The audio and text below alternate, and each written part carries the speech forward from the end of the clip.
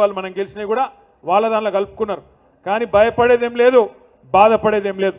ముఖ్యంగా గెలిచి వచ్చిన మా సర్పంచ్ సోదరులను నేను కోరుతా ఉన్నా, మీ మీద ఒత్తిడి ఉంటుంది, ఇక మిమ్మల్ని ఇబ్బంది పెడతారు. మీ ఎమ్మెల్యే అంటాడు, ఏమంటాడు, నేను మీకు ఇందిరా మిన్లు ఇయ్యా, నేను మీ గ్రామ పంచాయతీలకు పైసలు ఇయ్యా అని బెదిరించే కార్యక్రమాలు ఇదివరకు చేసినారు, ఇప్పుడు కూడా చేస్తూ ఉన్నారు. కానీ గుర్తుపెట్టుకోవాల్సిన అంశం ఒకటే, గౌరవ సర్పంచులు, మీకు గ్రామ పంచాయతీకి వచ్చే నిధులు ఎవరి అబ్బసొత్తో ఎవరి అత్త సొమ్మో కాదు. డాక్టర్ బాబాసాహెబ్ అంబేద్కర్ రాసిన రాజ్యాంగం ఆధారంగా భారతదేశంలో 5 అంచెల్లో ప్రభుత్వాలు ఉన్నాయి. పైన కేంద్ర ప్రభుత్వం ఉన్నది, ప్రధానమంత్రి, మంత్రులు, ఎంపీలు వాళ్ళందరూ పైన ఉంటారు. రాష్ట్రాలకు వచ్చే వరకు రాష్ట్ర ప్రభుత్వం ఉంటుంది.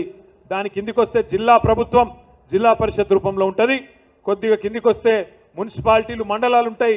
ఇక గ్రామ స్థాయిలో, క్షేత్ర స్థాయిలో గ్రామ పంచాయతీ. రాష్ట్రానికి ముఖ్యమంత్రి ఎట్లనో గ్రామ పంచాయతీకి సర్పంచ్ గారు కూడా గంతే. మీ పవర్ అంత ఉంటుంది. మిమ్మల్ని కాదని ఎవడు ఏం చేయలేడు. ఏ ఎమ్మెల్యే, ఏ ఎంపీ మీ నిధులకు అడ్డు వచ్చే ప్రయత్నం చేసినా అది చెల్లది. ఎందుకంటే మీకు అండగా ఉన్నది బాబాసాహెబ్ అంబేద్కర్ రాసిన రాజ్యాంగం. రాజ్యాంగంలో స్పష్టంగా ఎవల నిధులేంది, ఎవల విధులు ఏంది, నిధులు అదేవిధంగా విధులు అంటే పని ఏంది స్పష్టంగా అంబేద్కర్ గారు రాసింది. అలా స్పష్టంగా ఉన్నది, రూపాయి ఫైనాన్స్ కమిషన్ డబ్బులు పంచాయతీలకు విడుదల చేస్తే, స్థానిక ప్రభుత్వాలకు విడుదల చేస్తే, ఢిల్లీలో రూపాయి విడుదలైతే స్ట్రైట్గా 85 పైసలు గ్రామ పంచాయతీ అకౌంట్లకు వస్తాయి. స్ట్రైట్గా.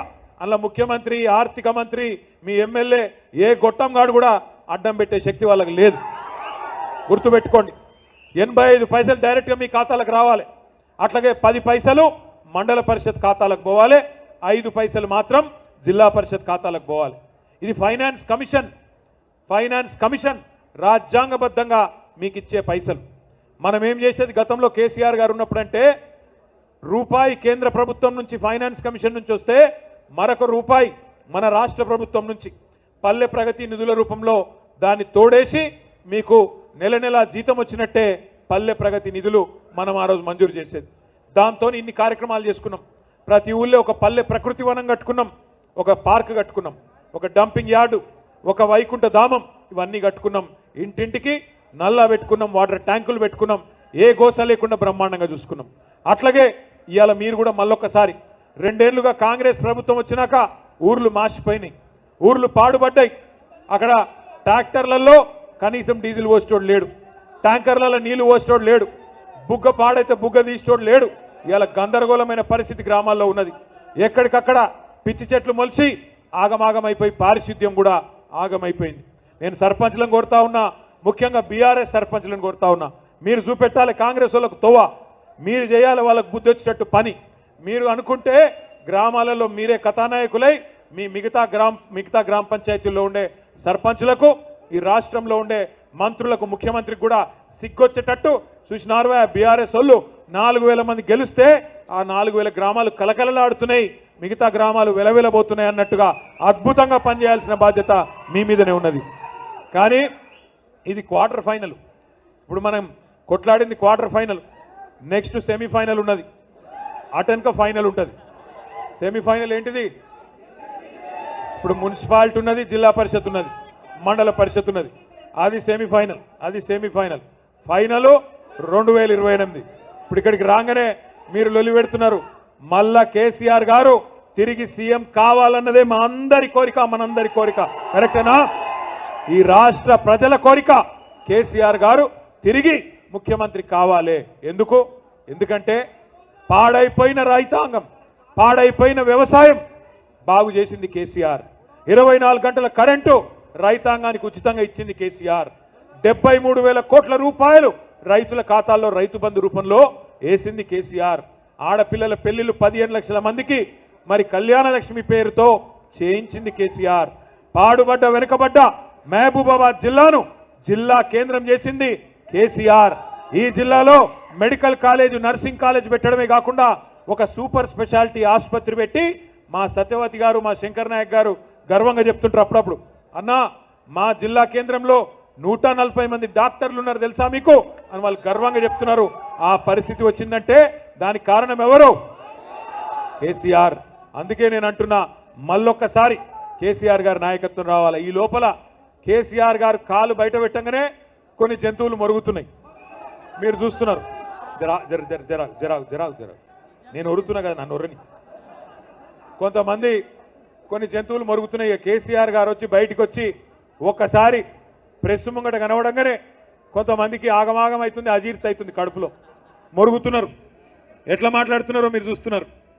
ఎంత దుర్మార్గం కాకపోతే ఒక 71-72 పెద్ద మనిషి 2 సార్లు రాష్ట్రానికి ప్రజల చేత ముఖ్యమంత్రిగా ఎన్నుకోబడ్డ నాయకుడు, తెలంగాణ తెచ్చిన నాయకుడు, అట్లాంటి నాయకుడిని పట్టుకొని నోటికొచ్చిన మాటలు. ఒకసారేమో కాలు ఇరిగింది అని ఆనందం, ఇంకోసారేమో ఆయన చచ్చిపోవాలని చెప్పి శాపనార్థాలు. ఇది మంచిదేనా? ఇది మంచి పద్ధతేనా? మాకు రావా మాటలు, మాకు రావా బూతులు? రేవంత్ రెడ్డి, నీకు నేను చెప్తున్నా, నీకు ఒకటే భాష వచ్చురా నాయన, నాకు 3 భాషలు వచ్చు. నువ్వు ఒకటే భాషలో బూతులు తిడతావు. నేను అనుకుంటే గట్టిగా అనుకుంటే 3 భాషలలో తిడతా, హిందీలో, ఇంగ్లీష్లో, తెలుగులో తిడతా. నీకు ఒకటే వచ్చు. నేను పక్కా ఉర్దూలో కూడా తిడతా. ఇక మా అక్క వాళ్ళను, మా అన్న వాళ్ళని అడిగి కొన్ని రోజుల గోర్మాటి భాష కూడా నేర్చుకుని అందులో కూడా తిడతా. మా లంబాడా సోదరుల భాష కూడా నేర్చుకొని అందులో కూడా తిడతా. కానీ నీకు ఇప్పుడు నువ్వు కూర్చున్న పదవి, దానికి గౌరవం ఇచ్చి మాట్లాడతలేవు. ఎందుకంటే మాకు నీకంటే ఎక్కువ వచ్చు భాష, నీకంటే ఎక్కువ తిట్లొచ్చు.